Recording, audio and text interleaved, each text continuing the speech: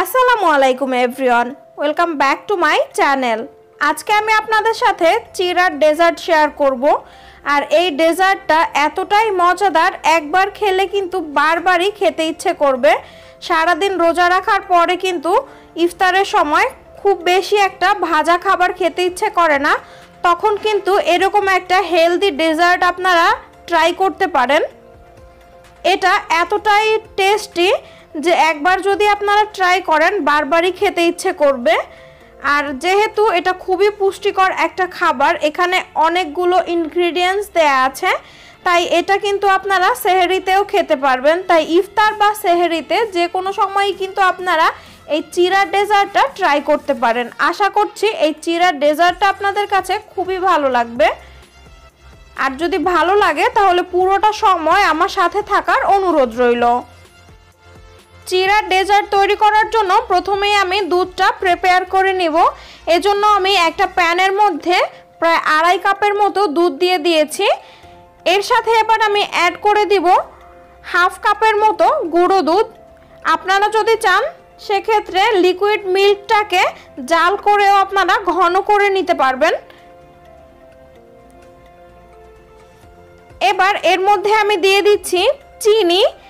এখানে আমি 1/2 কাপের মতো চিনি ব্যবহার করেছি, কিন্তু আপনারা চাইলে চিনিটা আপনাদের পরিমাণ মতো বাড়িয়ে বা কমিয়েও দিতে পারেন। এবার আমি এই দুধটাকে অনবরত নেড়ে চেড়ে জাল করে নিব। চেষ্টা করবেন পুরোটা সময় দুধটাকে নেড়ে চেড়ে জাল করার জন্য, এতে করে দুধের উপরে যে সরটা পড়ে অনেকক্ষণ নাড়ার ফলে সেই সরটা কিন্তু পড়বে না, আর দুধটা খুব তাড়াতাড়ি ঘন হয়ে আসবে, খেতেও ভালো লাগবে। আমি কিন্তু এই দুধটাকে অনবরত নেড়ে চেড়ে জাল করে নিয়েছি, এতে করে এই দুধটা খুব তাড়াতাড়ি ঘন হয়ে আসতে শুরু করেছে। আমি একটা স্প্যাচুলার সাহায্যে পাশের যে পাতলা একটা আবরণ পড়ে সরের মতো, সেই সরটাকেও আমি ভেঙে দিয়েছি বারবার করে। এবার অন্য একটা বাটির মধ্যে আমি 1 চা চামচ পরিমাণ কর্নফ্লাওয়ার নিয়েছি, আর 1 টেবিল চামচ পরিমাণ পানি দিয়ে আমি খুব ভালোভাবে এই কর্নফ্লাওয়ারটাকে গুলিয়ে নিচ্ছি।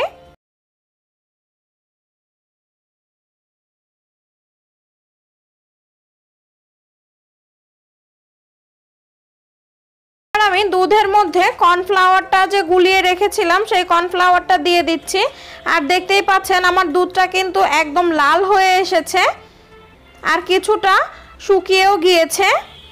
এবার আমি কর্নফ্লাওয়ার দেওয়ার পরে অনবরত নেড়েচেড়ে আরও 5 থেকে 7 মিনিটের মতো এই দুধটাকে জাল করে নিচ্ছি।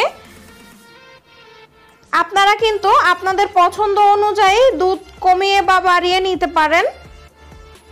আমি আমার পছন্দ অনুযায়ী কমিয়ে নিচ্ছি, তবে এই দুধটা যদি ঘন হয় তাহলে ডেজার্টটা খেতে অনেক বেশি ভালো লাগে, যেহেতু আমরা এখানে কোনো দই ব্যবহার করছি না। এবার আমি একটা স্ট্রেইনার নিয়ে নিয়েছি, এই স্ট্রেইনারের মধ্যে আমি চিড়াগুলোকে নিয়ে নিব। এখানে আমি 1.5 কাপ পরিমাণ চিড়া দিয়ে দিচ্ছি। আপনারা আপনাদের পছন্দ অনুযায়ী কম বা বেশি নিতে পারেন। আমি আমার প্রয়োজন অনুযায়ী 1.5 কাপ চিড়া নিয়েছি। এবার আমি চিড়াগুলোকে চেলে নিচ্ছি, যাতে চিড়ার মধ্যে যদি কোনো বালু বা অন্যান্য কিছু থাকে তাহলে পড়ে যায়। আর এর সাথে কিন্তু ধানের যে কিছু কণা থাকে সেগুলো পড়ে যাবে, বাকি যেগুলো থাকবে সেগুলো ধোয়ার সময় ক্লিন করে নিতে হবে। এবার আমি বাটির মধ্যেই পানি দিয়েছি, আর দেখতেই পাচ্ছেন যে ধানের কিছু অংশ দেখা যাচ্ছে, এগুলো কিন্তু ধুয়ে ফেলে দিতে হবে। তো আমি চিড়াগুলো ধুয়ে ক্লিন করে নিয়েছি, আর এই চিড়াগুলো কিন্তু ভিজিয়ে রাখার কোনো দরকার নেই। ধুয়ে পানি ঝরিয়ে আমি এভাবে রেখে দিব, যাতে করে চিড়াটা শুকিয়ে আসে। আমি 10 মিনিটের মতো এভাবে রেখে দিয়েছিলাম, এতে করে চিড়ার পানিটা অনেকটাই শুকিয়ে এসেছে। এবার ডেজার্টটা তৈরি করে নিচ্ছি। আমি যে দুধ জ্বালিয়ে রেখেছিলাম সেটা কিন্তু আমি ঠান্ডা করে নিয়েছি। এবার আমি এই ঠান্ডা দুধটাকে বাটির মধ্যে দিয়ে দিলাম বেশ কিছুটা, আমি কিন্তু পুরোটা দেইনি এখানে। এবার এখানে আমি চিড়া দিয়ে দিচ্ছি।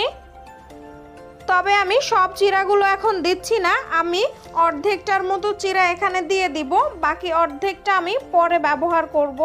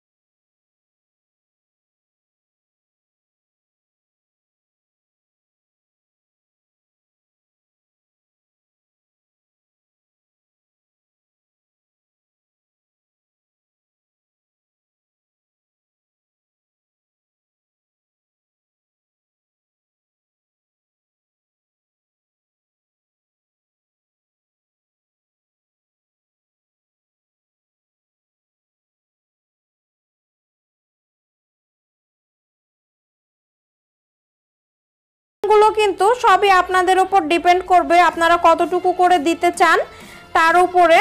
আমি আমার পছন্দ অনুযায়ী এই সব কিছু দিয়ে নিয়েছি, আপনারা কিন্তু চাইলে আরও অনেক কিছু অ্যাড করতে পারেন বা স্কিপও করতে পারেন। আমি এখানে কিছু কিশমিশ দিয়ে দিয়েছি। এবার এই সবগুলোকে আমি একটু মিক্স করে কিছু গ্লাসের মধ্যে নিয়ে নিচ্ছি, নিয়ে এরপরে আমি এগুলো ঠান্ডা করার জন্য ফ্রিজে রেখে দিব। এই ডেজার্টটা ঠান্ডা করে খেলে অনেক বেশি টেস্ট পাওয়া যায়। এভাবে করে আমি গ্লাসের মধ্যে রেখে তারপরে ফ্রিজে রাখবো, এতে করে অনেকটাই ঠান্ডা হয়ে আসবে আর খেতেও ভালো লাগবে। তো আমি ঠান্ডা করার পরে আপনাদের সামনে দেখাচ্ছি, দেখুন দেখতে কতটা সুন্দর লাগছে। চিড়ার এই ডেজার্টটা শুধু যে দেখতে সুন্দর হয়েছে তা কিন্তু না, এই ডেজার্টটা কিন্তু খেতেও অনেক ইয়ামি আর এতে কিন্তু অনেক পুষ্টিগুণ রয়েছে। এটা কিন্তু আমরা সেহরি বা ইফতার যে কোনো সময়ই খেতে পারি। আশা করছি আমার আজকের এই ভিডিওটি আপনাদের ভালো লেগেছে, আর যদি ভালো লাগে অবশ্যই একটা লাইক দিয়ে দিবেন।